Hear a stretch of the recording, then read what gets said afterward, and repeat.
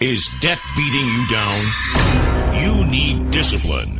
You need the Debt Ninja.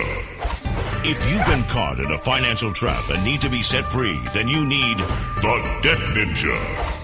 Want to stop those harassing collection calls, start saving thousands in interest and fees, and get out of debt fast? Then you need to call the Debt Ninja. The Debt Ninja will find the best companies across the country that will help you consolidate all your bills into one easy payment, reduce your payments by 30 to 50%, and get you out of debt fast. If you have unsecured debt of $10,000 or more, such as credit cards, loans, or medical bills, call the Debt Ninja for a free 15-minute consultation. Call 800-826-1246. 800-826-1246. That's 800-826-1246. Call today. The Debt Ninja.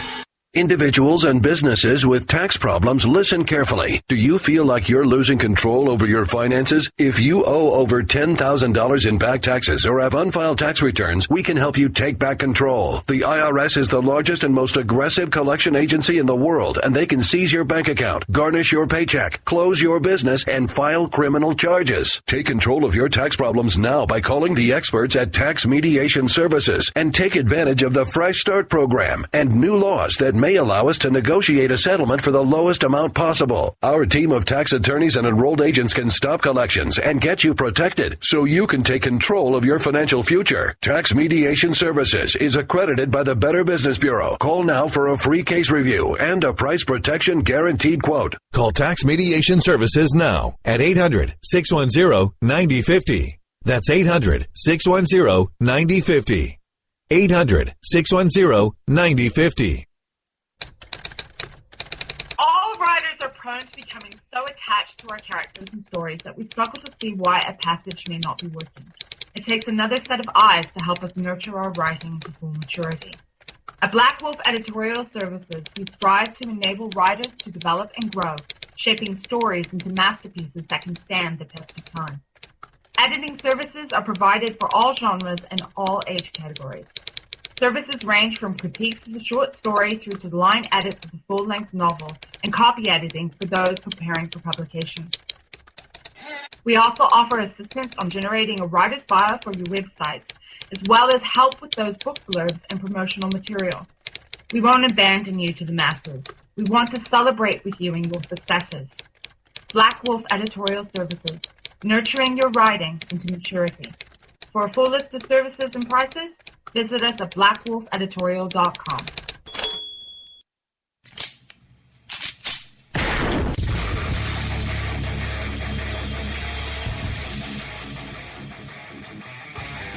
This is Slickery Trigger for Rebel Road Tactical. With proper care and feeding, your pistol will be ready when you need it, there to save your life. Shouldn't your gear be that good?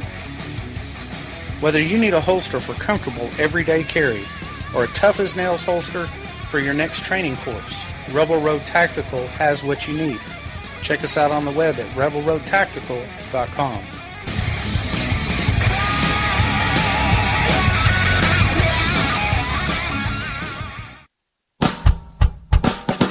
You're listening to the Spark Radio Network, internet radio like you've never heard before. Innovation, creativity, and imagination are all said to begin with a spark. So fasten your seatbelt and take the ride of your life and listen for the spark. You are listening to KLRN Radio, where liberty and reason still reign. My name is Jessie. I'm a United States Special Forces widow. This gives me a unique perspective on the world around us. If you're willing to listen, I'll tell you how I see it, and I won't pull any punches. This is my POV, which stands for Point of View. All right, how you doing out there today? I am happy to be back with you guys. Sorry I missed yesterday. The technical gremlins were just not on my side. I had technical gremlins all over the place, so I worked real hard and I battled while I was away from you guys, and I defeated them. Now, aside from my technical gremlins, I do have another issue, and I rarely discuss United States politics on my show. I'm making an exception today. I am making a very clear and conscious decision to have an exception. I'm sorry, but this needs to be said. So, we are going to talk about it. What am I discussing? Donald Trump receiving a Purple Heart from a veteran and his response to the Khan family. First of all, this man has no clue what that family has gone through. How dare he? How dare he compare any of the sacrifices he has made in his personal life to what they have done? How dare he? I'm sorry. That family lost someone near and dear to them wearing the uniform to serve and protect our country. He doesn't know what it's like to even wear the uniform, never mind to get that knock at the door. I do. And for those of you who haven't read my bio, and you kind of skip over the intro, I am a Special Forces widow. I have survived the knock. I know what it's like to hear your loved one is never coming home. Donald Trump has no concept. Donald Trump has no idea what it's like to have birthdays, anniversaries, holidays pass because your loved one died in the line of duty, serving this country. He has no freaking clue. As far as I'm concerned, he needs to apologize, and apologize now, Donald Trump. I know you're probably not listening to my show. I know you probably could care less what I think. But as a Gold Star family member, I feel I have every right to spread my opinion on this issue. And I am sorry for yelling at you guys, because you guys, my listeners, are not the problem. I just want to make 100% clear where I stand on this issue, because this one hits a little too close to home for me to walk away from. Now, as far as that Purple Heart he received yesterday and the comments after he received it, I am quite frankly 100% willing to bet this man has no idea what that medal stands for. It goes right along with the fact that he nor anyone in his family has ever worn the uniform in service to our country. And while I understand the military is not the place for everyone, your right and your freedom to shoot your mouth off and in my opinion, make a fool of yourself on national television, radio, Twitter, and everywhere else is bought and paid for by the blood of the men and women who wear the uniform of the United States Armed Forces. Yes, I went there. Anyone who wants to disagree with me, anybody who wants to comment, I'm on Twitter at Jessie's POV. Feel free. I welcome your comments, even if you disagree with me. Who knows, if you disagree with me strongly enough, I may invite you on the show. If you agree with me, I may invite you on the show. I'm always looking for guests. I don't have very many of them, because of the time of day of my show and various other concerns. Sometimes I just don't have the time to prep for a guest properly, and I will fully admit that. I have 1,000 irons in the fire, and some days something's just got to give. All right. Rant over. U.S. politics segment over, done with. I'm sorry. I don't delve into U.S. politics. I just don't. But it was essential today. You know I rarely go there. You know I'm more focused on 1,000 other issues. You know, the last thing I usually discuss is U.S. politics.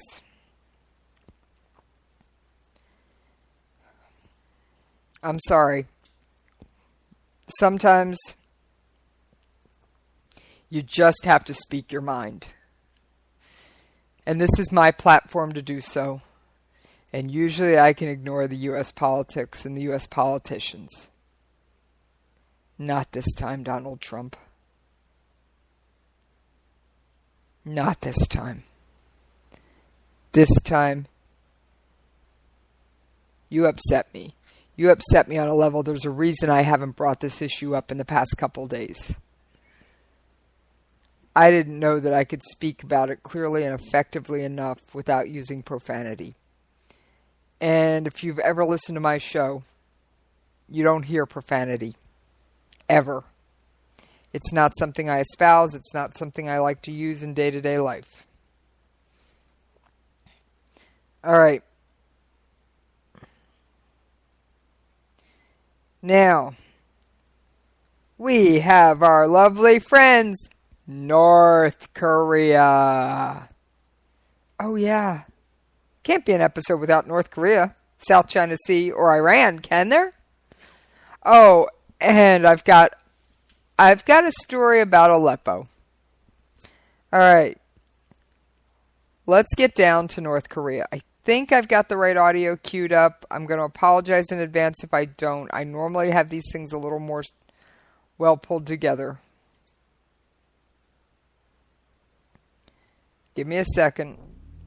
South Korea's military has warned that North Korea fired a ballistic missile from its western region into the sea off its east coast. Wednesday's launch is the latest in a series of launches in defiance of the UN. There are currently no further details available from the South Korean military. Previously, 3 ballistic missiles were shot from North Korea, traveling between 500 and 600 kilometers into the sea off its east coast on July 19th. During these previous attacks, North Korea has claimed that the missile launches were part of simulated military drills in anticipation of an attack from a United States military base in South Korea. All right, and that audio was from one news source. All right. Now, first off, North Korea launched at least 2 missiles. I've heard possibly 3. I don't have confirmed reports of the third. They launched them from their west coast. Rewind. They were launching them eastward. They launched them from their west coast. That means they were confident enough in these missiles' ability not to break up shortly after takeoff and fall on North Korea.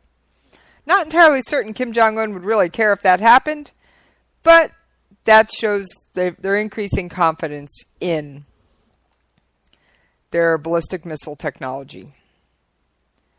All right. 2. The launch from the west coast signifies one other thing. It signifies they can cross their country. In fact, one of the missiles landed in the Sea of Japan. Now, I haven't heard a lot about it, but Japan ain't happy. What world leader would be happy if some idiot is shooting off missiles and they're landing in your ocean? God knows who or what they could hit.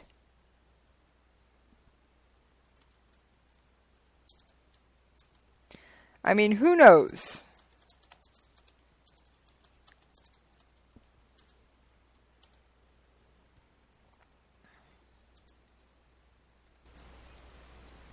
I mean, really.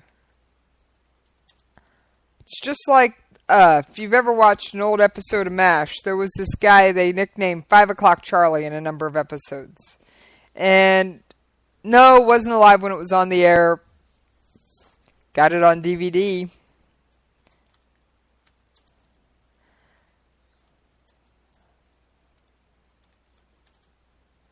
But anyway, so every once in a while, even 5 O'Clock Charlie would hit something. Most of the time, he would just fly by in his little plane and literally throw a bomb out of the cockpit. And it went nowhere. It hit empty ground. It hit whatever. One time he hit the trash dump. But here's the thing. Here's my point.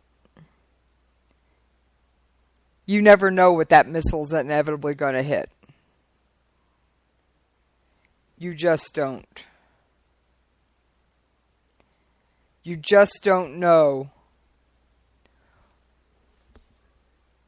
what impact it's going to have.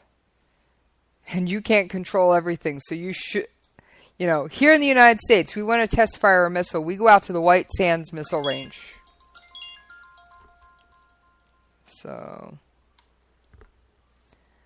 sorry about that noise. I forgot to mute my phone before I went on air. I will get back to that message shortly. All right. Here in the United States, we want to test fire a missile. We go out to the White Sands Missile Range. It is essentially a firing range for missiles. So we know what it's going to hit. We have complete control over the area. So that we aren't likely. Possible, anything's always possible. But we aren't likely to cause any unintended casualties. All right, Japanese Prime Minister Shinzo Abe described the launch as grave threat to Japan, and Tokyo strongly protested the launch. Japan also said its self-defense force would remain on alert in case of further defiant launches from the rogue nation. No surprise there, folks. No surprise there. South Korea is none too happy with them either. But are they ever? All right. The audacious missile tests have expanded since the bilateral decision between Seoul and Washington to deploy THAAD. THAAD stands for Terminal High Altitude Area Defense. And they're going to deploy a THAAD battery to the region. Now, THAAD is part of what they call ADA, Air Defense Artillery. THAAD is 100% defensive. It cannot be used offensively. Just like its kissing cousin Patriot. All right. Pressure to deploy THAAD was spurred after Pyongyang tested its fourth nuclear bomb on January 6th and then launched a long-range rocket on February 7th. And of course, thank you U.S. Army, despite U.S. North Korea aggression, U.S. Army Secretary Eric Fanning told reporters the annual war games between the U.S. and South Korea will commence next month. So, thank you, military. You are one of the few groups that doesn't back down. And I appreciate you for it. All right. Let me see. I've got a couple more. I'm looking for another article that I had pulled up, but I seem to have misplaced it. The kids in Aleppo. I got to give them mass props. They have come out with a way to have their own version of a no-fly zone. Oh, yeah. You heard me. Group of teenagers has done what the U.S. military have not.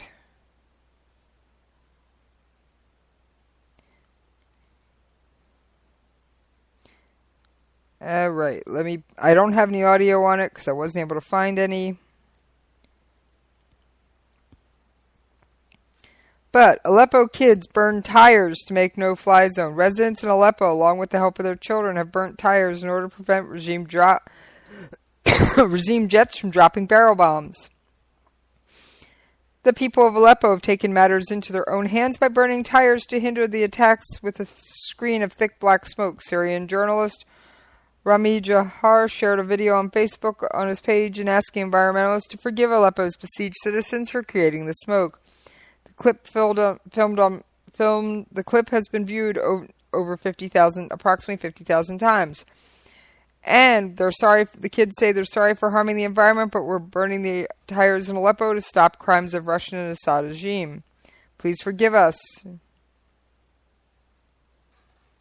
So, as far as I'm concerned, kids, you're forgiven. Thank you. You've done something no one else has figured out a way to do, and you've done it in an amazing low-tech way. The stench is terrible if you've never smelled a burning tire. The smoke is acrid, thick, black, and putrid. I do not know how to describe it, but it is one of the most disgusting smells you will ever smell. So I don't recommend making a perfume out of it. Got to give those kids some props. All right.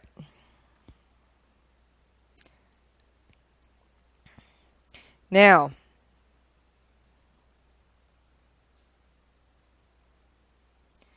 got a little bit more news about Aleppo. Just getting it pulled up for you. And I'm sorry I'm a little short on audio clips today. I didn't get my gremlins resolved till about 20 minutes before I went on air. So, alright. A 28-year-old Syrian attorney turned down a scholarship to study economics in Germany in order to remain in his native Aleppo after rebels took it over in 2012, promising a new administration and life free of the rule of President Assad. 4 years later, besieged in the ruins of Syria's largest city and once in its commercial heart, Mohammed Kandakani's dream is in serious jeopardy after Syrian troops, aided by Russian air power, closed the lifeline of the rebel-held area after weeks of fighting. The siege and neglect from international and regional powers who claim to support the rebels collided to deprive him of brief feelings of independence and freedom. Kandakani said in a telephone interview from inside Aleppo. A resident of the Mahdi neighborhood close to the city's old quarter, he now fears for his 2 children, wife, mother, and other relatives. Kandakani, who volunteers with the city medical council and documents casualties of war, is among tens of thousands of Syrians trapped in the rebel-controlled part of Aleppo, struggling to survive. The crippling encirclement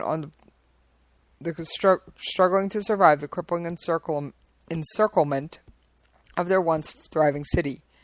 Bread and medicine are being rationed, and as fuel runs out, many are relying on bicycles to run errands past skeletons of buildings and rubble that litter the city's narrow alleys and streets. For those who remain amid the government siege that began July 17th, the battle for Aleppo is a pivotal point in the Syrian war.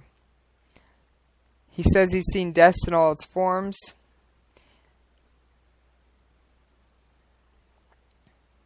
And Kandakani told the Associated Press, "I would die but not live in exile or live under the regime's hands again." Aleppo, with thousands of years of written history, has always held symbolic and political significance in the nation's civil war. The city emerged as a key battleground after rebels opposed to Assad seized parts of it in an attempt to... Hang on, I just lost my place.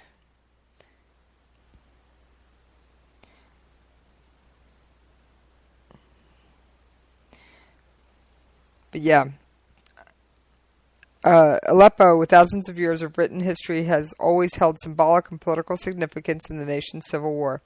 The city emerged as a key battleground after rebels opposed to Assad seized parts of it in the summer of 2012. Since then, relentless fighting has laid waste to entire neighborhoods, carving the city into rebel and regime-held zones, killing tens of thousands of people and forcing tens of thousands more to flee.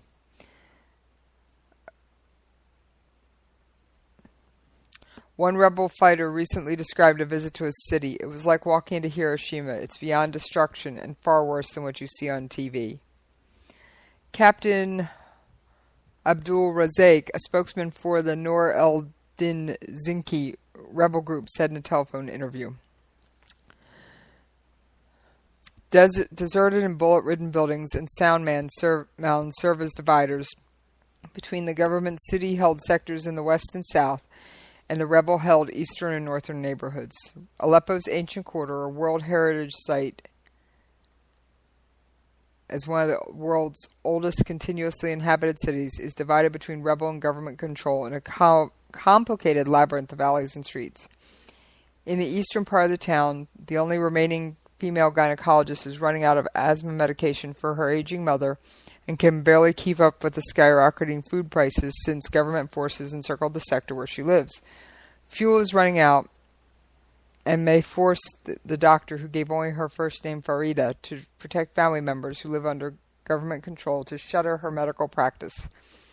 Yet she has no plans to leave. If you empty the city, consider the revolution over, the 37-year-old doctor said.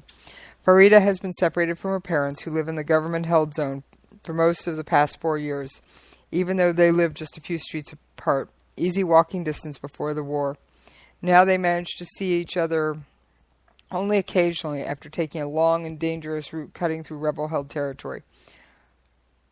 Her mother, who came to visit a month ago, has been unable to return home since the 2.5-week-old siege began, but considers the government offer to open humanitarian corridors to be more threatening than reassuring. I would say a quarter of the people I know want to leave, but many won't be able because they are either related to rebels or are disabled, Farida said. In the lower-income eastern part of Aleppo where she lives, there were limited protests against Assad in 2011. When rebels from the northern rural areas pushed their way into her neighborhood in 2012, Farida chose to stay with her then newborn daughter and husband, one of the few area's remaining eye doctors. So her husband's an eye doctor and she's a gynecologist. All right, Aleppo became the most cherished prize of the rebels and their supporters who set out to administer their new area. But airstrikes and unguided barrel bombs lobbed from government helicopters soon made death and destruction a new reality. Farida lives near one of the front lines where approaching can be at a lethal price because of sniper fire. With the sector besieged by government forces, bread is being rationed. There is no stored wheat because of fear of bombardment. Vegetables from nearby farms are scarce. No eggs are available, and people have been largely surviving on rice and cracked wheat. The family has not been able to find chicken, and prices for what is available have skyrocketed. A kilo, which is 2.2 pounds of red meat, now costs about 5,000 liras, which is the U.S. equivalent of $10. And that's up from 3,000 liras, $6 before the siege, already a crippling price. For families whose monthly earnings can be as low as 10,000 liras, $20. A new generation is growing up with malnutrition and vitamin deficiency, Farida said, adding that it's the food shortage, not the warplanes, that are the most scary. No one runs from strikes or the sounds of aircraft anymore, she said. Wissam Zarqa, a 34-year-old English teacher, returned to Aleppo last year from Saudi Arabia, where he went after the 2011 outbreak of protests to evade mandatory military service. He now teaches English as part of a condensed curriculum to help students catch up after school is closed. His wife, an engineer, also stayed to help rebuild Aleppo. Those who stayed behind are many. Those who stayed willingly act differently and are ready to defend their existence to the last breath, Zarqa said. On Sunday, when a rebel counteroffensive began, residents burned tires, hoping smoke would obscure the government forces' view and prevent deadly airstrikes.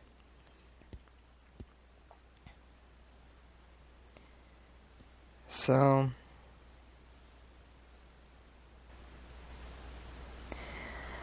all right. The citizens of Aleppo want their city. They want their city free of Assad rule, and they want their freedom. What's wrong with that? Can anyone tell me what is wrong with wanting freedom? Isn't that what we cherish in this country? I'll leave the debate to whether we're truly free to another day. Because it is the bottom of the hour and time to pay those bills. Yeah, I've got that thing called commercial break coming up. All right. I will be back with you momentarily. Until then, let's go pay those bills.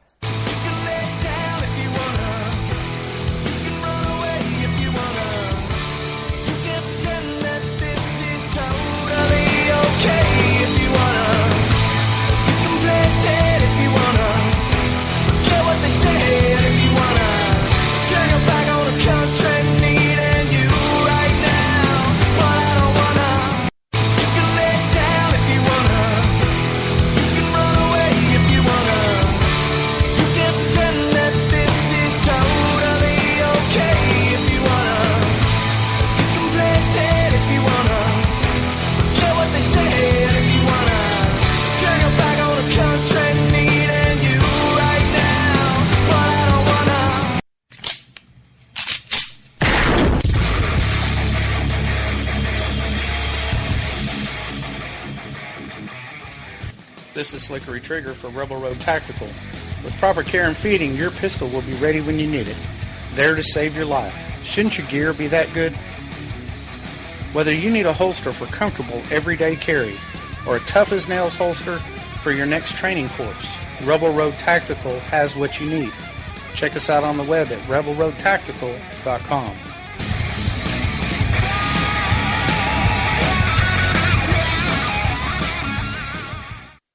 Tired of paying outrageous prices for Viagra? Well, we have great news for you. Now you can finally get Viagra at huge discounts. Healthy Man allows you to save up to $500 on Viagra. Why pay U.S. pharmacy prices of $15 per pill or more when you can get Viagra for less than $3 a pill? Call today and get 40 Viagra pills for only $99. This can cost as much as $600 at your local pharmacy. You can't afford not to call us. If you want Viagra at the lowest prices, never pay $15 a pill pharmacy prices again. Get Viagra for less than $3 a pill. Call 1-800-516-7602 today and save up to $500 and get 40 pills for just $99. Healthy Man is fast, easy, and affordable. Operators are waiting at 1-800-516-7602 to take your call right now. Call 1-800-516-7602. That's 1-800-516-7602. Again, 1-800-516-7602.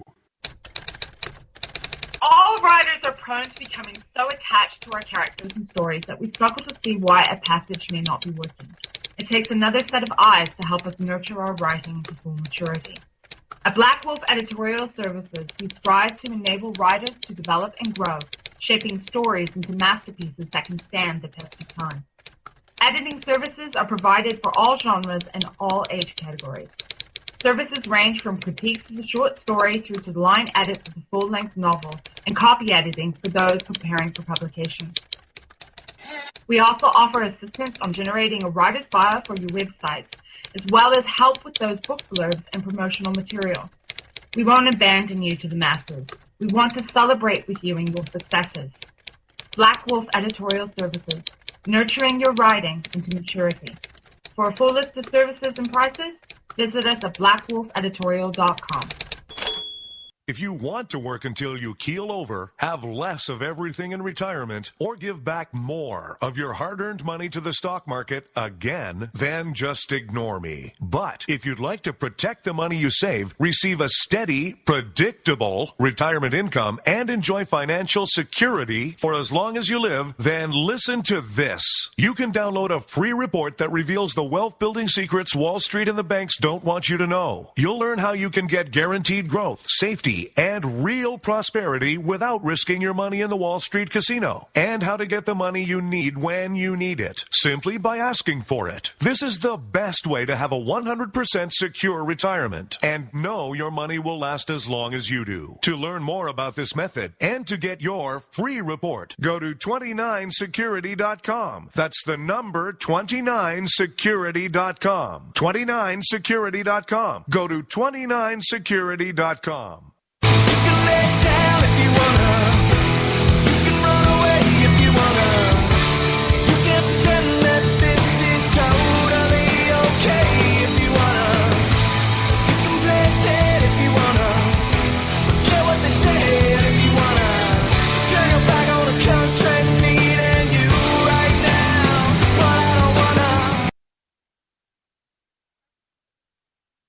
All right, I am back. I apologize for the double play of the bumper music, although I do love it. Otherwise, I wouldn't have picked it. And it is covered by our ASCAP license, so I do kind of enjoy it. All right. Iran.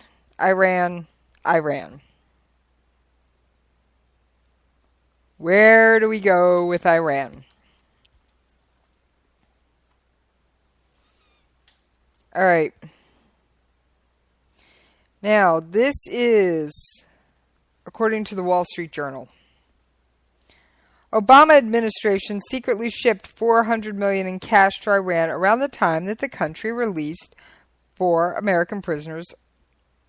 And this was according to a Wall Street Journal report on Tuesday. The money, which consisted mainly of euros, Swiss francs, and other foreign currency, was airlifted to Iran in an unmarked cargo plane in January. The payment was part of a settlement over an arms deal from 1979, shortly before Iran went through a regime change. U.S. officials have denied that the payment was a ransom for the release of the prisoners. All right, 1 and 1 does not add up to 4, guys. I'm sorry. Yeah, I don't care how you spin this. So the two negotiations were separate. Hogwash. They may have been separate on the U.S. side, but I guarantee you Iran was saying pay or go away. I'm sorry, that's just not how the mullahs work. Now, Republican lawmakers, all of whom oppose the Iran nuclear agreement that was passed last year, have criticized President Obama for making payments to Iran.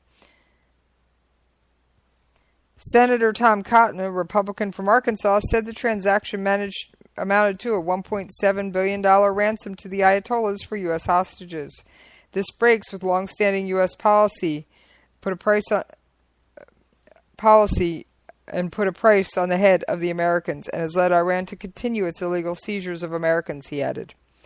And yes, Iran has seized more Americans. I don't have time to go into all the details, but I can tell you, I'm not happy with Iran. When am I ever? All right. Got another one, and this one just kind of made my stomach churn. Hang on, I gotta find it.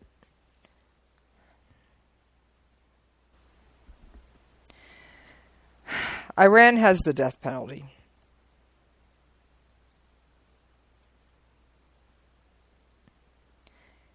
And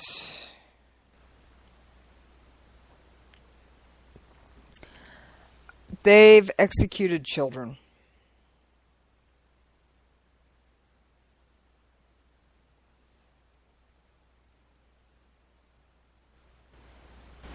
Yes, children.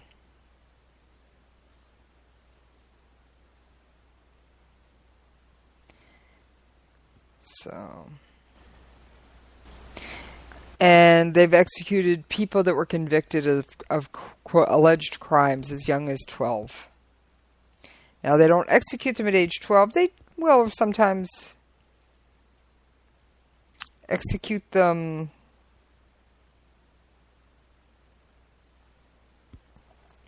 at age 17 or 19, but they'll hold them in prison until then.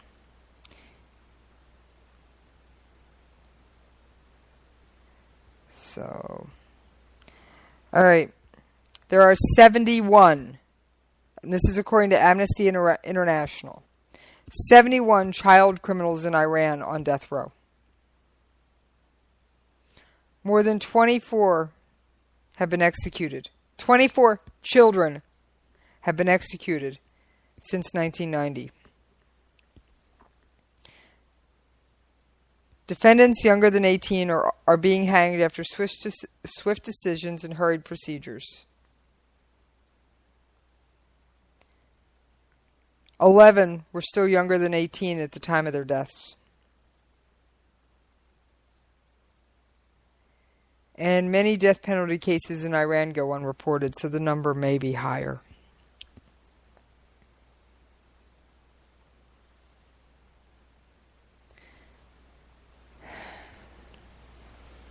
I mean, really.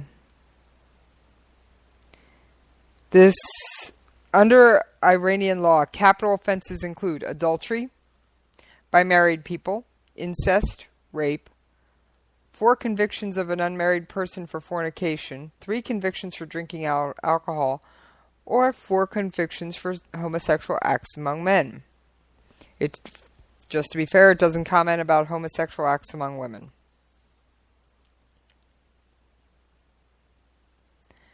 All right.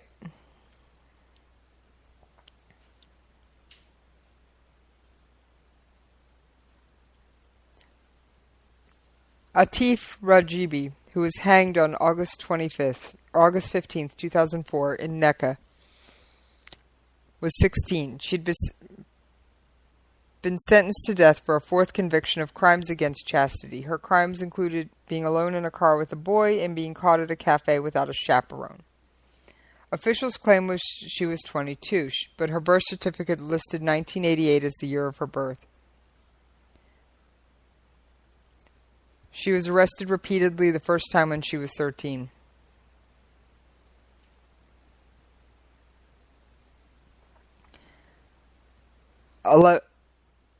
I mean, this is...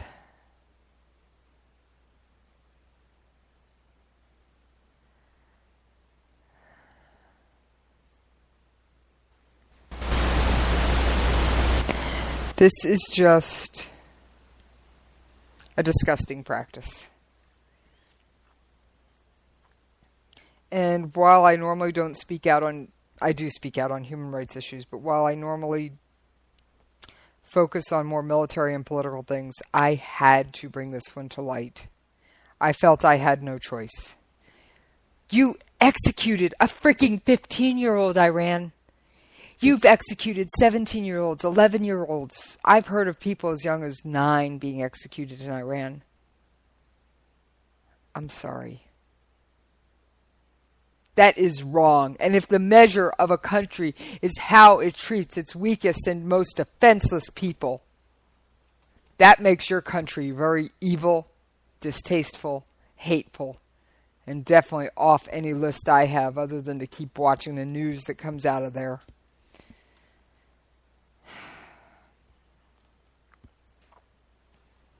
All right. I've been promising to touch on... I'm going to touch briefly on ISIS. And then I have been promising to touch on the Rio Olympics for 2 or 3 episodes now. So I am going to get to at least some of that. All right. All right. ISIS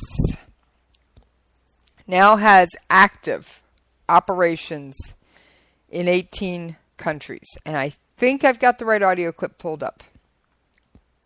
So we're going to give it a shot.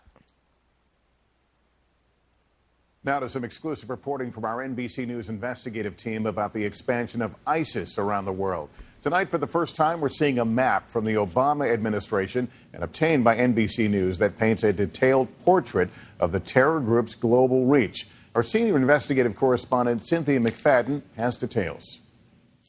Today, the U.S. launched more airstrikes against ISIS targets in Libya, representing an expansion of U.S. military operations beyond Iraq and Syria. Also today, an NBC News exclusive, this map, part of the monthly classified briefing received by the White House, dated August 2016, from the National Counterterrorism Center. It shows the worldwide expansion of the Islamic State. A stunning 3-fold increase since the U.S. and its allies began their military campaign against ISIS 2 years ago. That map could probably be a lot bigger if they were to show all the aspirational regions where ISIS wants to operate. In 2014, there were 7 countries in which ISIS was operating. By 2015, that number was nearly doubled to 13. Today's briefing map indicates 18 countries where the Islamic State is fully operational. And a new category, aspiring ISIS branches, of which there are 6 countries, including Bangladesh, where last month ISIS took credit for killing 24 people. In a year in which politicians are vigorously debating the war against terror, the battleground is clearly expanding. Cynthia McFadden, NBC News, New York. All right. I did have the right audio. I'm impressing myself today.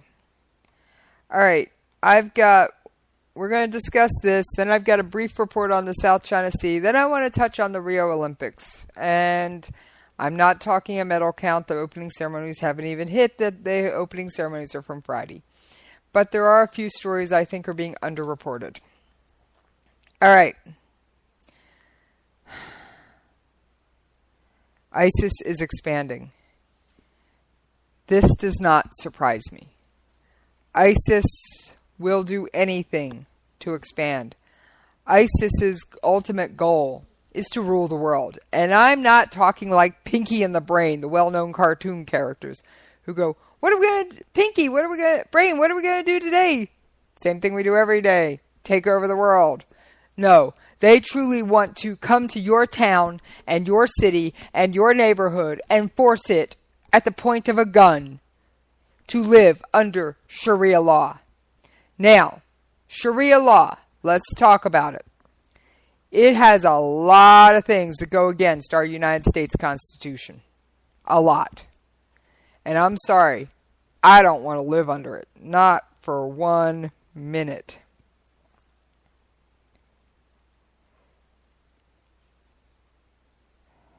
So, and one thing many of you may not have know is there was actually a Sharia quote court here in the United States. And they were trying to say that Muslims could be tried in the Sharia court outside the U.S. legal system. Well, thank you, Texas. You stood up. You went to court. It was struck down as unconstitutional. Sharia court was struck down as unconstitutional. Thank you. Something actually worked.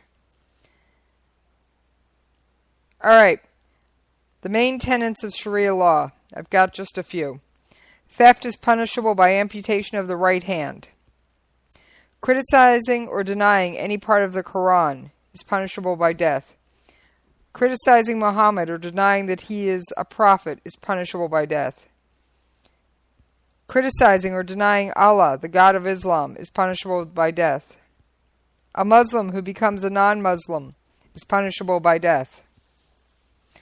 A non-Muslim who leads a Muslim away from Islam is punishable by death. A non-Muslim man who marries a Muslim woman is punishable by death. So, a man can marry an infant girl. Yes, I said infant.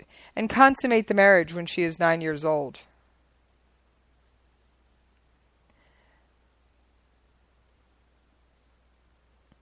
A woman can have one husband who can have up to 4 wives.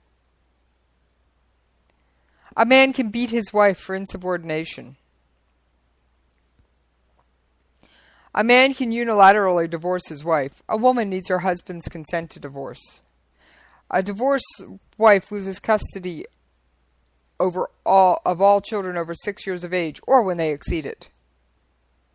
Testimony of 4 male witnesses are required to prove rape against a woman. A woman who has been raped cannot testify in court against her rapists. A woman's testimony in court allowed in property cases carries half the weight of a man's. A female inherits half of what a male heir inherits. A woman cannot drive. Yeah. And those are just some of the highlights. I skipped a few that I felt were too graphic to tell you about. That is ISIS's ultimate goal. All right. Rio Olympics. Yes, I know. I have been saying I was going to get here. I'm here. All right. First of all, United States basketball isn't staying in the Olympic Village. Actually, this doesn't surprise me. They haven't, since we started stacking the United States Olympic team with professional NBA players, they haven't stayed in the Olympic Village. However, they are staying on a cruise ship with bulletproof walls. They've had 7-foot beds installed in some of the staterooms. They have their own security. Honestly, I wish the Olympic Committee could afford to put all our athletes on cruise ships off the coast. I personally think Rio was unsafe. And the locals are none too impressed. So,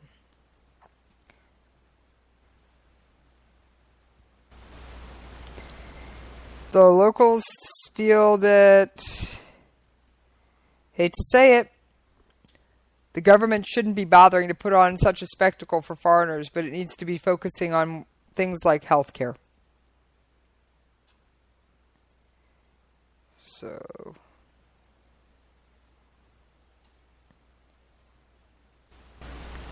and I honestly feel that's correct.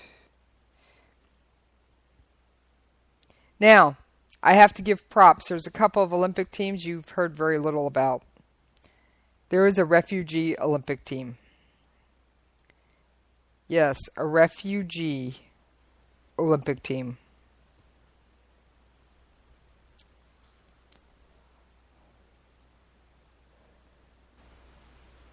And I'm pulling up the article on it right now.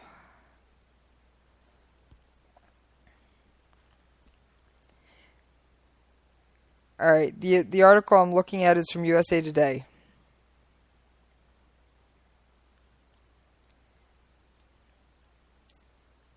There are 10 members. I'm looking to see what sports they compete in. What flag are they going to compete under? The Olympic flag. What anthem will be played if they win a medal? The Olympic anthem. And it looks... I'm not finding a list of their sports. But, you know what? I got to give them props. They managed to continue their training and qualify for the Olympics while being refugees. I think it's phenomenal. I think it's flat out amazing. So,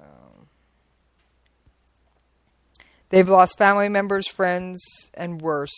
They were cast adrift in the world with nowhere to call home. Mardini and her sister helped tug their boat to safety after it broke down in the Mediterranean Sea between Turkey and Greece. She is now living and training in Germany, but she still misses Damascus and hopes one day to return. Papole Messina now considers Brazil his home after the war in Democratic Republic of Congo left him orphaned and separated from his brother and alone.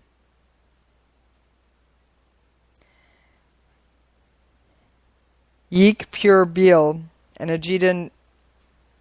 Angelina Nadi Lotali, both runners, spent almost half of their lives in a refugee camp in Kenya after fleeing war-torn Sudan.